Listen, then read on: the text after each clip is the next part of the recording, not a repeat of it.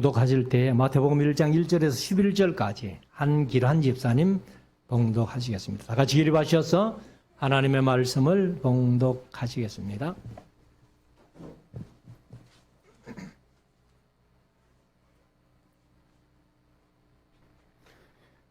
아브라함과 다윗의 자손 예수 그리스도의 세계라. 아브라함이 이삭을 낳고 이삭은 야곱을 낳고 야곱은 유다와 그의 형제를 낳고 유다는 다말에게서 베레스와 세라를 낳고 베레스는 헤스론을 낳고 헤스론은 람을 낳고 람은 아미나답을 낳고 아미나답은 나손을 낳고 나손은 살몬을 낳고 살몬은 라합에게서 보아스를 낳고 보아스는 룻에게서 오벳을 낳고 오벳은 이새를 낳고 이새는 다윗 왕을 낳으니라. 다윗은 우리아의 아내에게서 솔로몬을 낳고 솔로몬은 르호보암을 낳고 르호보암은 아비야를 낳고 아비야는 아사를 낳고 아사는 여호사밧을 낳고 여호사밧은 요람을 낳고 요람은 우시야를 낳고 우시야는 요담을 낳고 요담은 아하스를 낳고 아하스는 히스기야를 낳고 히스기야는 머나세를 낳고 머나세는 아몬을 낳고 아몬은 요시야를 낳고 바벨론으로 이거할 때에 요시야는 여고냐와 그의 형제를 낳으니라. 아멘. 작성하시고 이제 우리 하나님의 말씀을 묵상하는 시간인데요.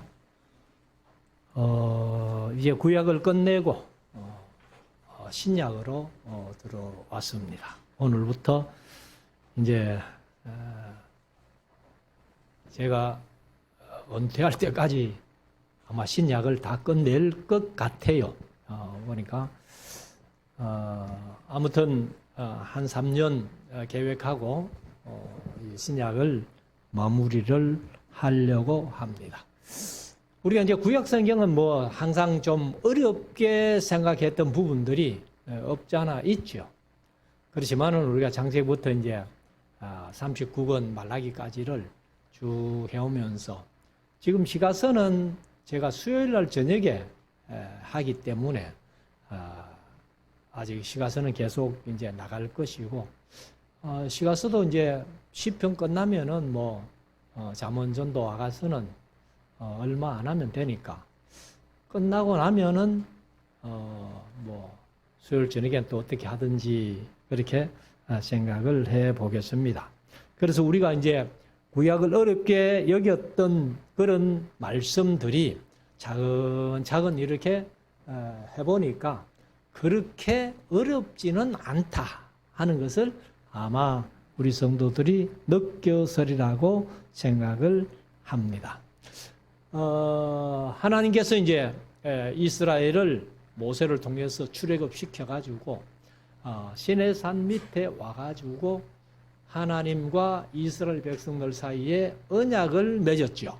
언약을 맺었는데 그것이 이제 출애굽기 24장 3절부터 8절까지 맺는 언약인데 그게 첫 언약이에요.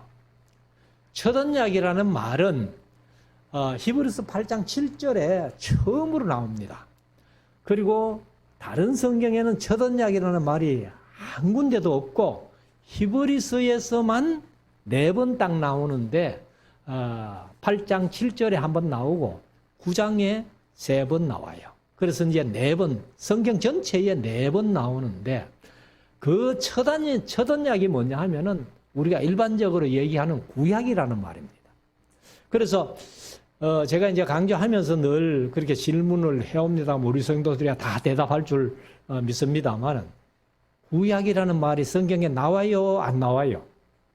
나오지요. 딱 한 번 나온다, 한 번. 한 번 나오는데 어디에 나옵니까? 그거는 아직 기억 못 하시나? 고린도후서 3장 14절에 딱 한 번.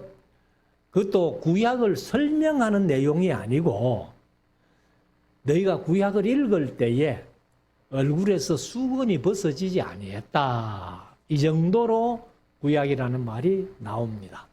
그런데 그 구약이라는 말을 우리말로 풀어 쓰면은 옛 언약이에요. 옛 언약. 그러면 옛 언약이라는 말은 우리 한글 성경에 나온다, 안 나온다? 잊어버린 모양이네. 확률은 50%. 안 나와요. 근데 제가 강좌를 하면서 다른 성도들에게도 물어보면은 옛 언약이라는 말은 무조건 나온다고 대답을 합니다. 어디 가서 물어봐도, 심지어 필리핀 가가 물어봐도 그 사람들이 옛 언약이 나온다는 거예요. 근데 몰라요. 영어 성경에는 나오는지는 모르겠습니다만은 아무튼 우리 한글 성경에는 한마디도 안 나와요. 근데 왜 나온다고 생각을 하는가 하면은 하도 많이 들었기 때문에. 그리고 또 새 언약이라는 말은 성경에 분명히 나오잖아요. 예레미야 31장 31절 그 새 언약이라는 말이 처음으로, 구약에는 유일하게 한 번 딱 나오는데 신약에 가면은 한 8번 더 나옵니다. 8번 더. 누가복음에 한 번, 그 다음에 고린도 전서에서 사실 제일 먼저 사용한 사람이 바울이에요. 바울이 고린도 전서를 서면서 새 언약이라는 말을 표현을 했고, 그리고 이제 히브리서에도 나오고, 이렇게 한 성경 전체 한 8번 정도 더 나오는데, 그래서 예레미야 31장 31절에 새 언약이라는 말을 표현한 것을 비롯해서 전체 한 9번 정도 나오는데, 그러면 우리가 이제 구약을 끝냈기 때문에 중요한 거, 구약과 신약의 차이를 제가 늘 강좌 시간에 말씀드렸습니다만은, 첫째 차이가 뭐예요? 피의 차이다. 그렇게 말씀드렸죠. 그래서 구약은 이스라엘 백성과 하나님이 언약을 맺으실 때에 무슨 피로? 짐승의 피로. 짐승의 피로. 그러면 신약은 무슨 피로? 예수님의 피로. 누가복음 22장 20절에서 저녁 먹은 후에 잔더위와 같이 하여 가라사대 이 제자들에게 주시면서 이 잔은 누구 피로? 내 피로 세우는 새 언약이니. 그래서 누가가 왜 새 언약이라는 말을 그렇게 다른 복음서에는 한마디도 없는데 누가가 새 언약이라는 말을 표현했는가 하면은 바로 바울을 따라다니면서 바울에게 배웠다는 거예요. 그래서 누가는 새 언약이라는 말을 썼는데 마태, 마가도 똑같이 성만찬을 기록했지만은 그냥 언약의 피다 하고 지나가 버렸는데 누가는 그것을 정확하게 내 피로 세우는 새 언약이니 이렇게 기록을 하게 된 겁니다. 그리고 이제 두 번째 차이는 관계의 차이다. 구약은 하나님과 이스라엘 백성들의 관계를 부부간의 관계로 설명을 했는데 신약에서는 바로 부자간의 관계다.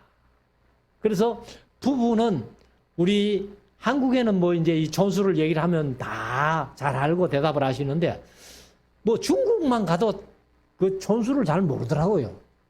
그런데 부부는 몇 촌? 무촌. 제가 강좌하면서 물으니까 어떤 데는 빵촌 이러더라고. 빵촌. 빵촌이 뭔지는 모르겠습니다만 무촌. 헤어지면 왼수. 근데 부자간의 관계는 일촌이죠. 일촌. 일촌이라는 말은 잘 안 쓰는, 옛날에 사이월드에서나 일촌 썼지 잘 안 쓰는 말입니다만은 관계는 일촌이에요. 부자간의 관계는 뗄래야 뗄 수 없는 불가분리의 관계다. 이렇게 말씀을 드렸습니다. 그리고 세 번째 차이는 기록의 차이. 구약은 압축해서 십계명을 어디에 기록했고 돌판에 기록했고, 신약은 예레미야 31장 33절에 보면은 마음판에 기록하겠다. 그렇게 차이를 두고 마지막 가장 중요한 차이는 죄사함의 차이다. 구약은 죄를 사하는 제사가 있잖아요. 속죄제라는 것이 있지만은 그 속죄제를 통해서 죄를 영원히 사해 주는 게 아니에요. 구약에서는 그 죄를 어떻게 1년씩 유보해 가는 겁니다. 한 해 유보해 주고 또 그 다음에 유보해 주고 언제까지 유보해 줘요? 예수님이 모든 죄를 사하시는 그 시점까지 유보했다가 예수님이 십자가에서 피 흘려 주심으로 말미암아 구약의 죄, 신약의 죄, 앞으로 미래의 지을 죄까지 다 용서해 주시는, 사해 주시는 그 차이다. 그래서 신약에서는 이 죄를 사하여 줄 뿐만 아니라 무엇도 안 하신다? 기억도 안 하신다. 이건 대단히 중요한 거예요. 그런데 그 죄를 하나님은 다 용서해 주시고 회개하면은 다 용서해 주시고 기억도 안 하시는데 누가 기억한다? 내가 기억한다. 내가 기억을 해서 또 울고 묻고 또 울고 묻고 회개하라면은 막 옛날에 회개했던 것까지 다시 다 꺼내서 회개하는 이것이 그런 차이를 모르고 말씀을 모르기 때문에 그렇다 하는 것을 우리가 꼭 인식을 해야 됩니다. 그래서 이 새 언약, 신약으로 와서는 예수님의 피로 언약을 맺으셨고 그리고 관계는 우리가 하나님을 향해서 하늘에 계신 우리 아버지라고 할 수 있는 부자간의 관계로 뗄래야 뗄 수 없는 불과 분리의 관계가 되었고 그리고 이제 기록은 만판에 기록했고 그리고 죄는 영원히 사해 주시는데 기억도 안 하신다는 이 분명한 사실을 우리가 꼭 한번 마음에 새겨야 될 것입니다. 그리고 이제 이 신약에는 그 마태복음 1장에서 이제 족보부터 나오지요. 아브라함과 다윗의 자손 예수 그리스도의 세계라. 이렇게 얘기를 하는데 그러면 예수 그리스도 오늘 제목을 그냥 예수 그리스도 아브라함과 다윗의 자손 예수 그리스도의 세계라. 그리고 뒤에 가면은 아들을 낳으리니 이름을 예수라 하라. 그렇게 말씀도 하십니다. 그래서 오늘 제목을 그냥 예수 그리스도라고 이렇게 해놓고 이제 1장 1절부터 뭐 1장이 그렇게 길지는 않아지요. 그리고 이제 내용이 그 아브라함부터 이제 시작해 가지고 낳고 이렇게 나오는데 그래서 제가 강조할 때에 처음 초신자들에게는 성경을 읽으라고 할 때에 마태복음부터 읽히지 마라. 왜? 1장 읽다가 시험에 들기 쉽다는 거예요. 뭐 낳고 하니까 무슨 산부인과 일지도 아니고 왜 이렇게 자꾸 낳는 얘기만 하느냐. 그래서 제가 강조할 때는 이 성경을 초신자들에게 읽힐 때에는 어느 성경부터 읽혀라? 복음서 중에는 누가복음이 제일 좋아요. 누가복음이 예수님의 생애를 차례대로 기록을 했기 때문에 그렇게 쉽게 이제 이렇게 손하기 때문에 그래서 요한복음 같은 거는 차원이 좀 높아요. 그렇기 때문에 어렵고 그래서 복음서 중에는 마태복음보다는 누가복음부터 읽히는 게 좋겠다. 이렇게 말씀을 드렸습니다. 그리고 이제 1장 1절부터 한번 보십시다.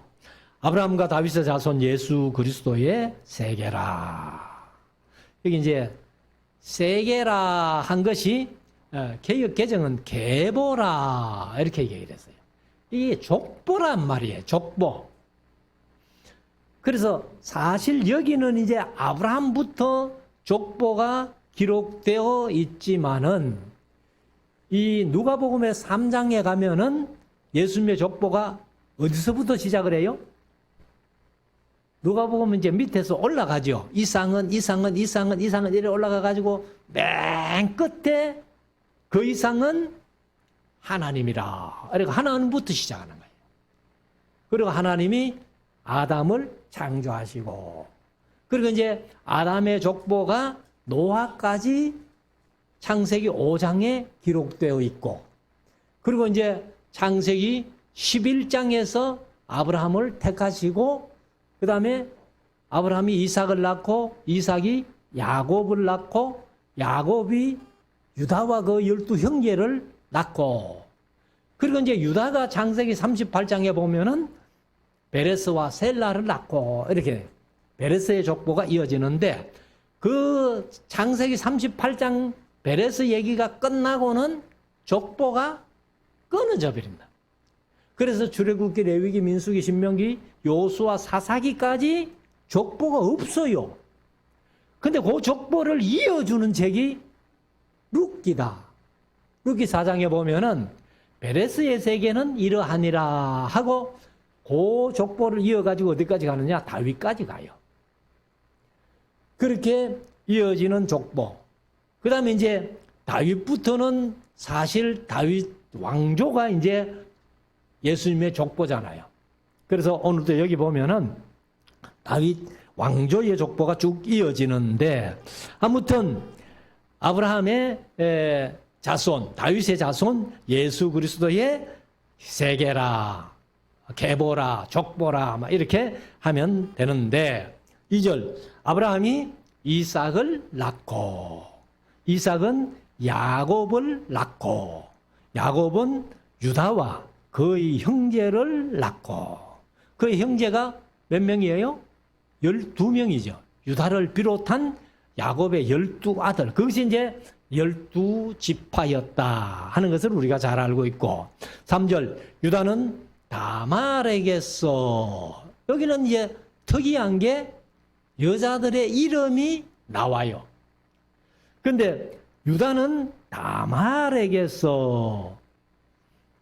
사실 다말이 누구예요? 자기의 며느리예요. 유다가 자기 며느리에게서 이제 베레스와 셀라를 낳고, 베레스는 헤스론을 낳고, 헤스론은 람을 낳고, 람은 아미나답을 낳고, 아미나답은 나손을 낳고, 나손은 살몬을 낳고, 살몬은 라합에게서, 라합이 누구예요? 요수아서 2장에 나오는 기생 라합. 우리말로는 기생이라고 번역을 해놨습니다만은 히브리어로 보면은 자나 하는 말인데, 자나가 뭐예요? 창녀예요, 창녀. 그래서 아무튼 그래서 누가복음 2장에 그 두 정탐꾼이 갔는데 그 중에 한 사람이 살몬일 것이다, 이렇게 보는 거예요. 살몬이라는 이름은 없어요. 그렇지만은 거의 뭐 이런 내용을 보면은 성경학자들은 다 두 정탐꾼 중에 한 사람은 살몬일 것이다, 이렇게 보는데, 라합에게서 보아스를 낳고, 보아스는 룻에게서, 룻은 또 누구예요? 아비멜렉의 자부, 나오미의 자부, 모압 사람이잖아요. 이방인. 그래서 룻에게서 오벳을 낳고, 오벳은 이새를 낳고, 이새는 다윗 왕을 낳으니라. 그리고 이제 다윗 왕은 우리아의 아내에게서, 우리아의 아내가 누구예요? 밧세바. 그러면 여기 맨 끝에 마리아가 예수님을 낳는데, 마태복음은 사실 마리아는 이름은 없거든요. 족보에는 요셉이 이제 그 마리아에게서 이렇게 얘기를 하는데, 마리아까지 보태면은 여인의 이름이 5명 나와요. 근데 마리아를 빼면 4명이에요. 그 주보에 문제를 그렇게 내놨죠. 마태복음 족보에 여인의 이름이 몇 명 나옵니까? 이제 4명이 해도 맞고 5명이 해도 맞습니다. 그래서 아무튼 우리가 이제 여자 이름이 4명, 5명 나오는데 우리아의 아내에게서 솔로몬을 낳고, 그러면 누가복음의 족보에는 3장에 가면은 이 이제 뒤집어서 내려오는 걸로 한다면은 다윗이 솔로몬을 낳고 솔로몬은 누구를 낳아요? 갑자기 생각이 안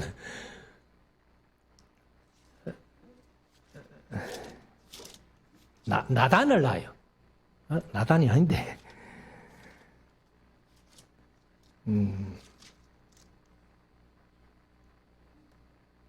나단 맞네. 그 이제 솔로몬이 아니고 나단으로 가요.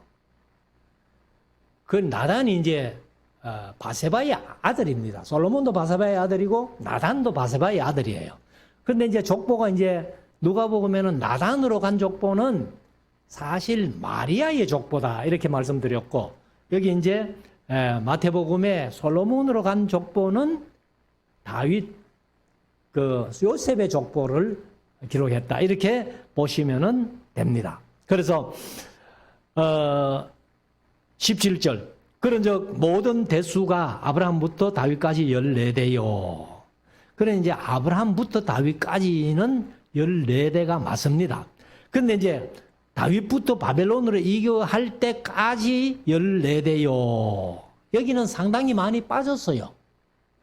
그걸 이제 말씀드리면서 읽어가면서 말씀드리겠습니다. 그리고 다윗은 우리아의 아내에게서 솔로몬을 낳고 바벨론으로 이거할 때에 요시야는 요고냐가 누구예요?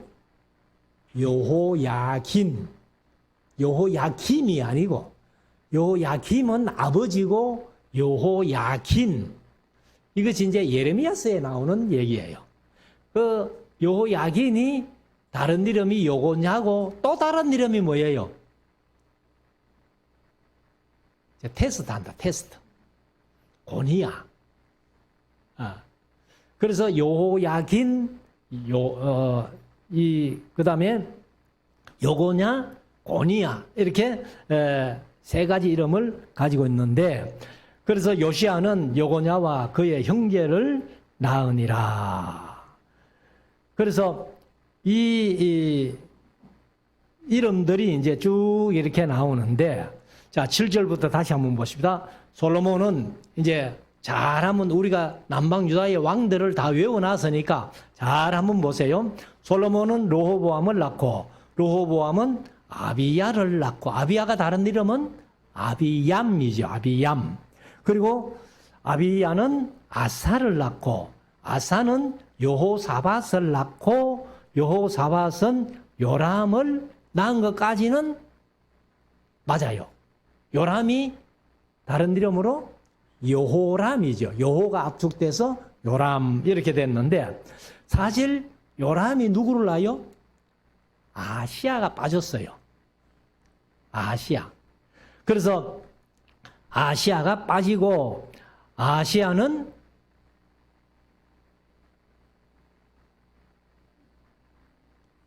여호람이 아시아를 낳고, 아시아 다음에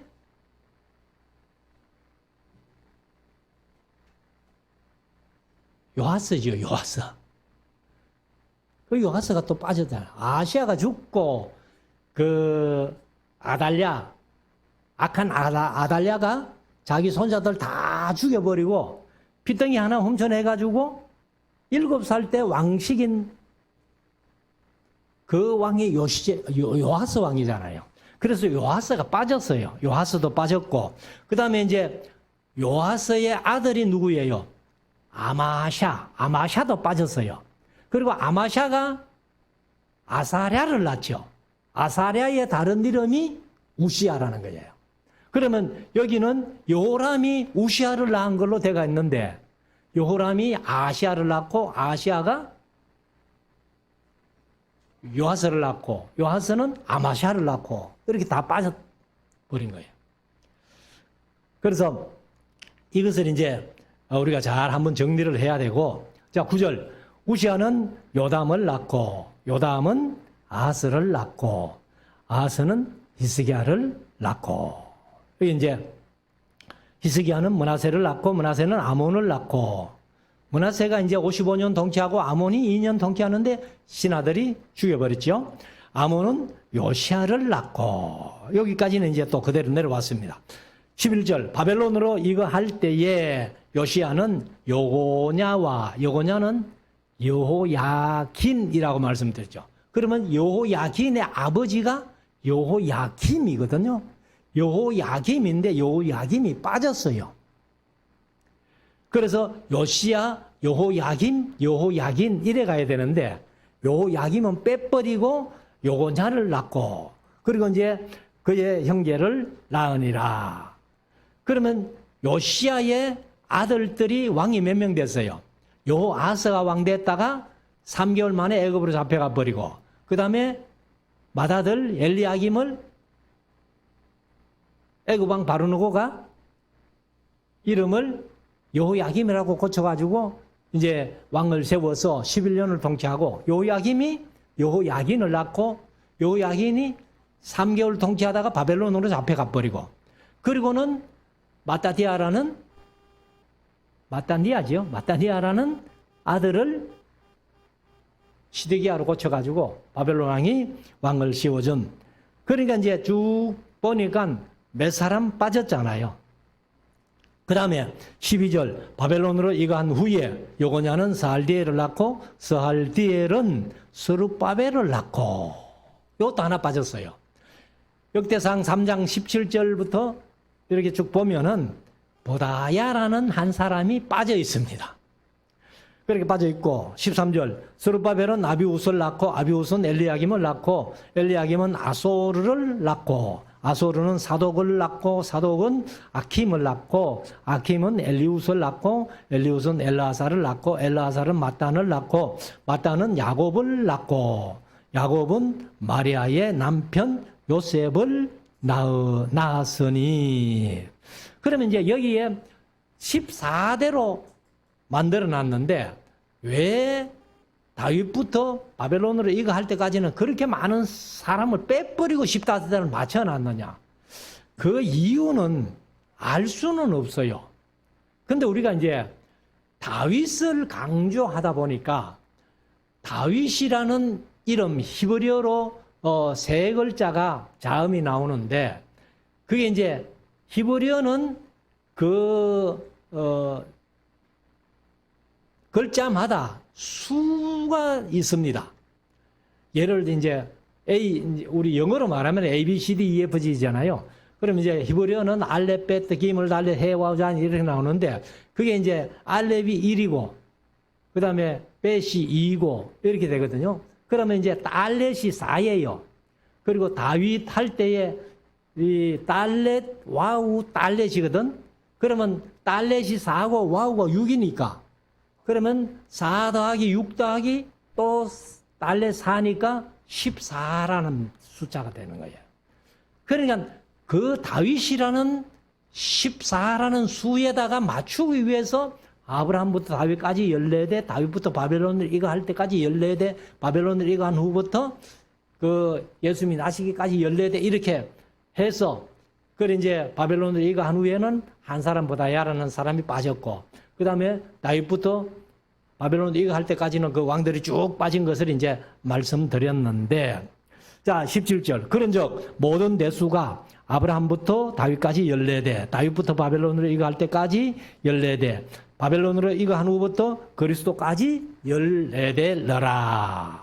그래서 14라는 수에 맞추기 위해서 아마 마태가 그렇게 기록한 것 같다. 이렇게 짐작을 합니다. 18절 예수 그리스도의 나심은 이러하니라. 그 모친 마리아가 요셉과 정혼하고 개역개정은 약혼하고 그래서 동거하기 전에 성령으로 잉태된 것이 나타났더니 그러면 마리아가 요셉과 정혼만 했지 약혼만 했지 동침을 안 했는데 임신을 했다. 그러면은 이 마리아는요, 간음을 한 거예요. 이제 인간적으로 보면은. 그래서 19절에 보면은 그 남편 요셉은 의로운 사람이다. 저를 드러내지 아니하고 가만히 끊고자 하여. 그는 가만히 끊고자 한 것은 마리아를 위해 주는 거죠. 만약에 요셉이 나와 정혼한 마리아가 나 외에 누구하고 간음을 해서 이 임신을 했습니다. 이렇게 나팔 불게 되면은 마리아는 돌에 맞아 죽어요. 그러니까 요셉은 마리아를 사랑했고 또 의로운 사람이기 때문에 가만히 끊자. 이렇게 해서 이렇게 생각하고 있는데 20절 이를 생각할 때에 주의 사자가 현몽하여 가로되 다윗의 자손 요셉아 네 아내 마리아 데려오기를 무서워 말라. 저는 저에게 잉태된 자는 성령으로 된 것이라. 어떤 남자에 의해서 임신한 게 아니고 성령으로 잉태했다는 거예요. 그러니까 아내 데려오기를 무서워하지 말아라. 두려워하지 말아라. 21절 아들을 낳으리니 이름을 예수라 하라. 그러니까 뭐 뱃속에 있는데 아들인지 딸인지도 모르잖아요. 근데 분명히 주의 사자가 요셉에게 아들을 낳으리니 이렇게 말씀하신 거예요. 그래서 이름을 예수라 하라. 예수는 히브리어로 말하면은 여호수아예요. 여호수아. 여호수아가 압축되면은 예수아. 이렇게 되는데, 그런 이제 헬라어로 쓰면은 예수스가 되는 거예요. 예수스 이렇게 하는 거예요. 그래서 이는 그 이름을 예수라고 하는 이유는 뭐냐? 이는 그가 자기 백성을 저희 죄에서 구원할 자이심이니라. 그럼 예수님이 세상의 모든 사람을 다 구원한다? 맞다? 틀렸다?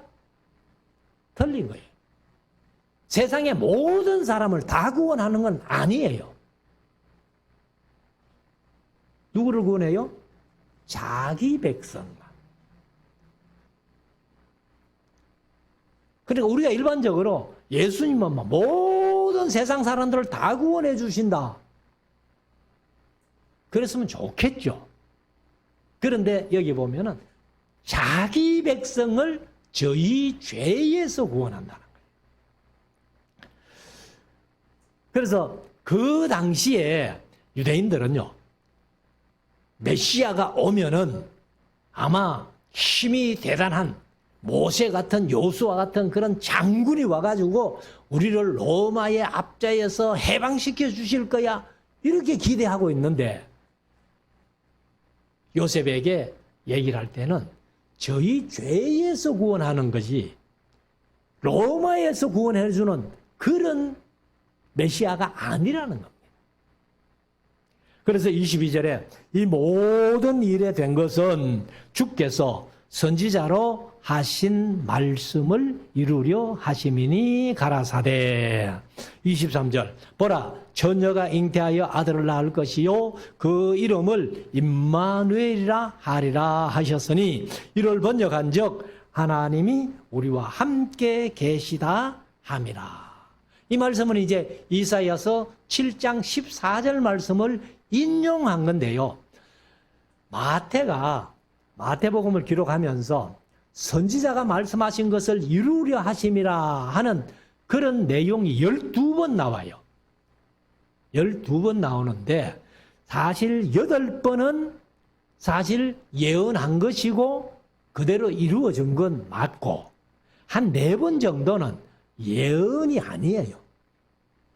여기 7장 14절을 인용한 것도 이사야 7장 얘기가 우리 뭐 강조할 때 상세하게 좀 말씀드렸습니다만은 이 이스라엘 왕 베가하고 아람 왕 러신이 연합해가지고 유다 아스를 치러 올라니까 사시나무 떨듯이 떨고 있을 때에 이제 이사야에게 말씀이 임해가지고 이사야가 찾아가가지고 왕이 왜 그렇게 떱니까?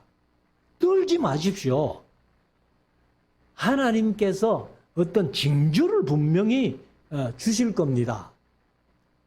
그 징조가 뭐냐면은 처녀가 잉태하여 그렇게 돼가 있는데 히브리어는 이사야 7장 14절의 처녀는 베툴라가 아니고 베툴라는 진짜 남자를 모르는 처녀고 그냥 알마를 썼어요.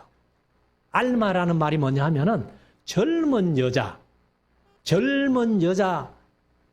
조금 이제 뜻을 확대하면은 나중에 처녀라는 뜻도 있습니다만은 젊은 여자. 그럼 젊은 여자는 처녀하고는 다르잖아요. 아무리 나이가 어려도 전혀 아닐 수가 있고 그런 거죠. 그래서 젊은 여자가 아들을 낳을 것인데 그 이름을 임마누엘을 할 것이다. 임마누엘은 이제 8장 이사야서 8장에 가면은 아람왕 르신이나 이스라엘 배가 연합해가지고 쳐들어와가지고 아스를 몰아내고 그리고 유다에 누구를 왕을 세우자 하고 계획했던 이런 것들이 너희들이 그렇게 계획하고 한 것들이 다 안 이루어질 거야. 안 될 거야. 왜? 하나님이 우리와 함께 계시기 때문에 이렇게 이사야서 7장 8장에 설명하고 있는 거예요. 그래서 이 선지자의 말씀이 예언이 되고 이루어진 건 아니에요. 그래서 그 말씀을 그냥 인용해 왔다, 따왔다 이렇게 보면은 아마 쉽게 이해가 될 겁니다. 그래서 이제 마태는 무조건 선지자의 말씀이 이루어졌다 하고 이렇게 말씀을 하고 있는데 24절 요셉이 잠을 깨어 일어나서 주의 사자의 분부대로 행하여 그 아내를 데려왔으나 아들을 낳기까지 동침치 아니하더니 나음의 이름을 예수라 하니라. 21절의 말씀대로 아들을 낳으려니 그 이름을 예수라 해라 했으니까 이제 아내를 데려와가지고 아들을 낳기까지 동침치 아니하고 아들을 낳았으니까 이제 이름을 예수라 이렇게 했다는 겁니다. 다시 말씀드리면은 이 예수는 구약의 히브리어로 말하면 여호수아, 바로 여호와는 구원하신다 이런 뜻이에요. 그래서 오늘 1장을 이제 이렇게 말씀드렸는데 다시 한번 말씀드리지만은 14대를 강조한 것은 아마 다윗이라는 이름 수값을 보니까 달렛 와우 달렛은 14라는 숫자이기 때문에 아마 그것을 맞추기 위해서 한 것 아니냐. 그래서 이제 다윗부터 바벨론으로 이거하기까지 그 열왕들을 우리가 다 외우고 있기 때문에 우리가 분명히 이거 빠졌구나, 이거 빠졌구나, 이거 빠졌구나 이렇게 설명을 할 수가 있죠.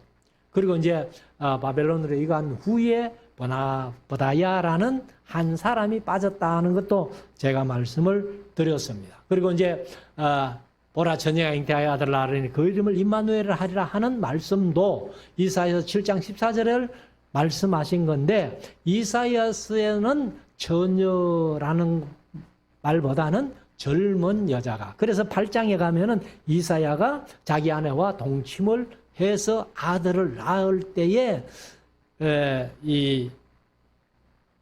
낳은 얘기를 8장에서 쓰고 있거든요.